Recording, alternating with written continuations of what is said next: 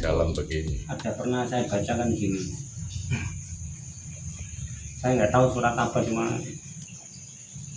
bunyinya gini: Filipus, sekian lama aku bersama denganmu, tapi kamu tidak mengenalku. Waktu itu Yesus ngomong begitu. Nah, secara logika kan kalau sudah tiap hari ketemu kan, kenapa mesti harus tidak kenal? Berarti yang dimaksud kan bukan lahiriahnya, karena lahiriahnya kan tiap hari ketemu.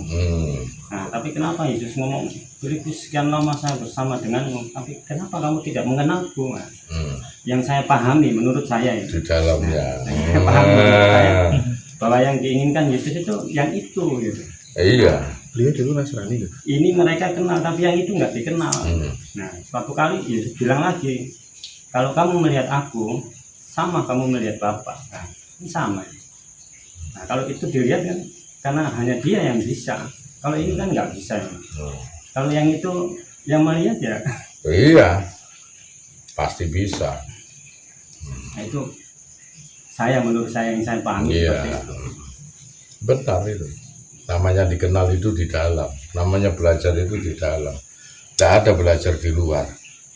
Nah, namanya masuk sekolah, masuk kerja, yaitu belajar. Semua belajar juga di dalam. Naik keluar kerja, keluar sekolah itu namanya resign. Nah, kalau kepingin pintar, masuk sekolah, masuk kerja, masuk ke dalam. Nah, ingin tahu masuk dalam. Oh iya dong. Itu.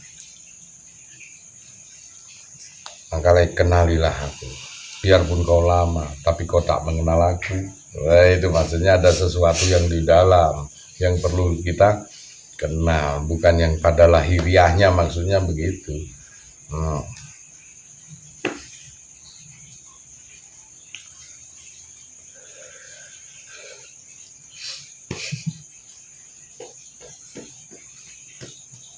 Mungkin saudara kita Muslim juga mungkin banyak ya.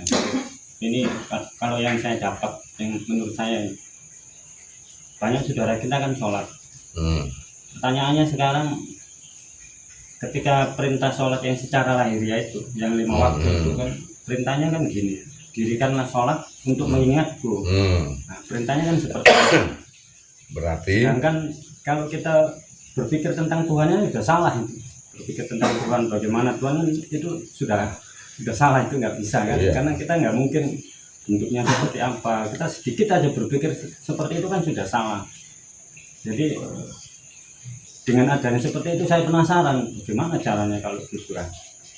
Nah, ketika saya baca buku ada bahwa kita itu orang Islam harus namanya apa, tingkat tinggi itu apa namanya, ihsan, sembahlah Tuhanmu. Kalau kamu tidak melihat Tuhan, yakinlah bahwa kamu dilihat Tuhan. Terus yakin bagaimana?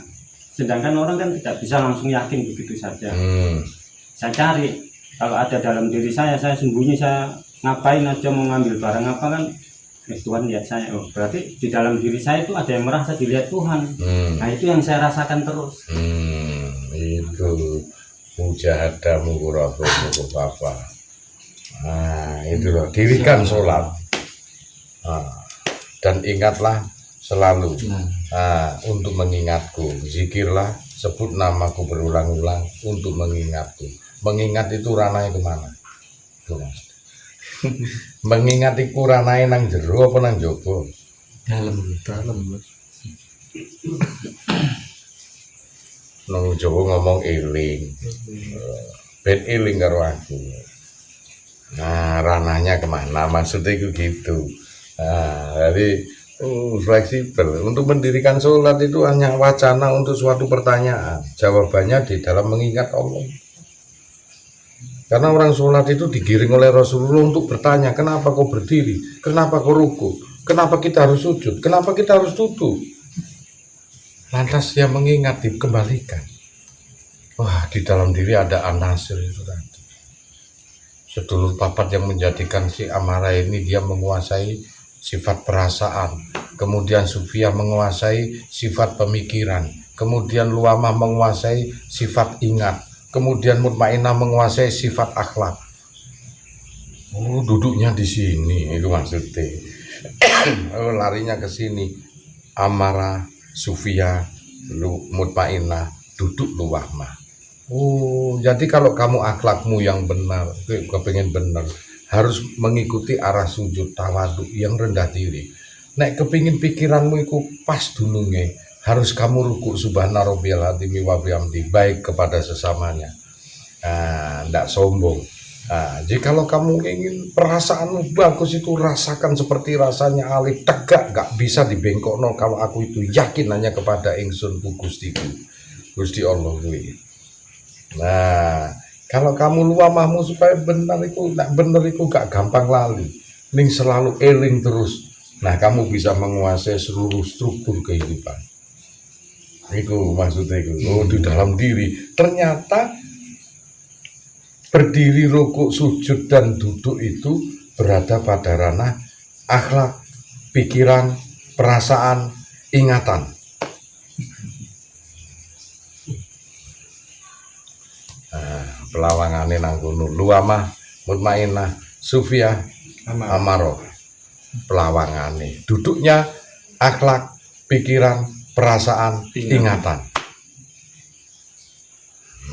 Akhlak, pikiran, perasaan, ingatan. Di situ kan makanya belajar sedulur papat iku ojo dipikir nek iku makhluk kok ono suwiwine rupane padha wae dhewe. Iku ojo dipikir ngono tok wae. Meskipun bisa juga. Makanya jamaah khusus Gus Anton di sini ya. Jangan sedikit-dikit ngomong perasaan padahal itu tempatnya amarah. Perasaanku begini, Gus. Ayo dong, sedikit sekali ngomong, saya kepingin punya akhlak begini loh, sedikit sekali orang. Iya, dikit-dikit perasaan. Itu. Nah itu. Banyak kamu belajar bukan di Gusto, kadang-kadang dengan Pak ini ada di orang-orang yang kita jangan ortodok, karena ini kita saling melengkapi. Sama-sama belajar di sini ya. Rasulullah aja menyatakan, panggil aku Abu Bakar dengan Sayyidina Muhammad, aku panggil dirimu dengan Sayyidina Abu Bakar. Nah, cuman yang membedakan kadang-kadang derajat aja, makom.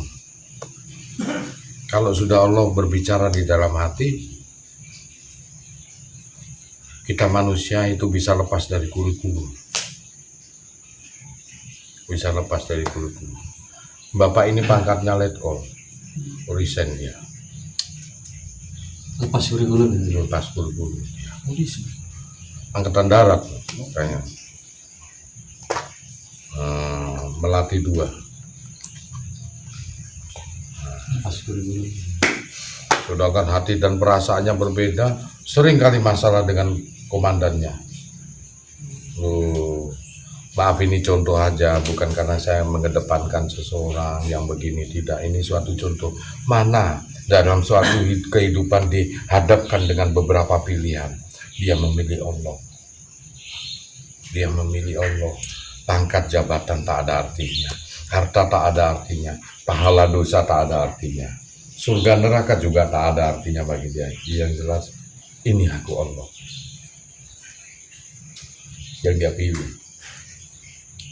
Meski pahit betul untuk memilih itu. Iya.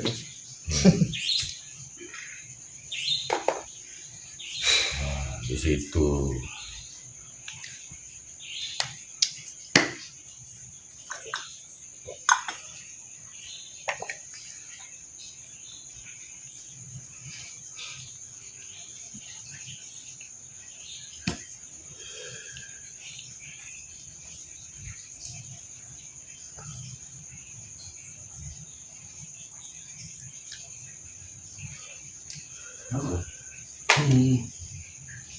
Istrinya sampai terbawa gitu. Oh, hebat dia. Hebat ya. Gus ini orangnya besar hati. Gus tak mau pernah nutup-nutup. Lewat sudah hawa nafsu ini. Kalau memang ada orang hebat, Gus pasti nyatakan. Kalau memang ada orang yang belum apa-apa dia bodoh, tak pernah Gus menghina. Selalu Gus itu kasih kesempatan mereka untuk bisa. Tapi gue selalu berikan apresiasi kepada mereka yang memang dia berjuang dari tingkat batiniahnya hingga mencapai. Dia juga kesini hanya cari kekurangan.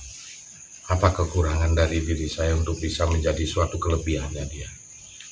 Makanya apresiasi selalu gue berikan. Karena gue juga diapresiasi oleh para wali juga sama. Makanya belajar itu dari mana saja. Bahkan orang-orang yang sudah melampaui diri kita kadang-kadang itu di jalan-jalan banyak. Yang mungkin kita belum mengetahui karena memang Allah itu akan menyembunyikan siapa kekasihnya. Kadang nggak tampak agamis. Kadang seperti orang majnun. Bahkan Rasulullah juga seperti orang majnun kata. Ya kan? Makanya kita jangan banyak meremehkan, kita banyak belajar banyak. Saudara-saudara kita kayak yang di YouTube itu saudara kita juga ngaji Rasul. Mereka saling melengkapi dengan kita sama. Non Muslim juga banyak. Iya, mereka saling melengkapi. Itulah kita perlu bergandengan erat sebetulnya. Baik saudara kita yang putih-putih itu, sebetulnya itu juga saudara kita. Kita juga perlu bergandengan, tidak perlu. Suatu perbedaan itu dianggap indah oleh Allah. Karena dengan perbedaan itu kalau kita bergandengan, kuatlah Islam di dunia ini. Jangan yang dipikirkan perbedaan, tapi kebersamaan. Bab masalah perbedaan hanya kualitas ilmu, bukan yang lain. Kualitas ilmu aja itu perbedaan.